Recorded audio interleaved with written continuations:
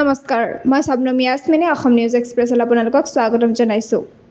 লণ্ডনত মৃদুস্মিতা দাস বৰাৰ সত্ৰীয় নৃত্যই কৰিলে দৰ্শকক মোহিত।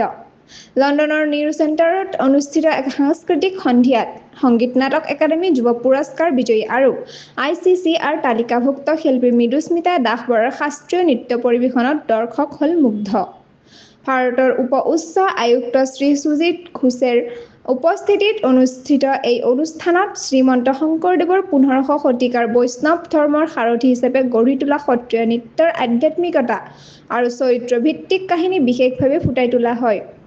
সুকৌশলী ভাৱ প্ৰকাশ, সূক্ষ্ম পদচালনা আৰু আকৰ্ষণীয় নৃত্য ভংগীৰে মৃদুস্মিতা দাস বৰা আৰু তেওঁৰ দলটোৱে মঞ্চত উপস্থাপন কৰে এক অনন্য সাংস্কৃতিক অভিজ্ঞতা। এনেধৰণৰ খবৰ পাবলৈ অসম নিউজ এক্সপ্ৰেছ চেনেলটো ছাবস্ক্ৰাইব কৰক, লাইক, কমেণ্ট, শ্বেয়াৰ কৰিবলৈ নাপাহৰিব। লগতে কাষতে থকা বেল আইকনটো দবাবলৈ নাপাহৰিব। ধন্যবাদ।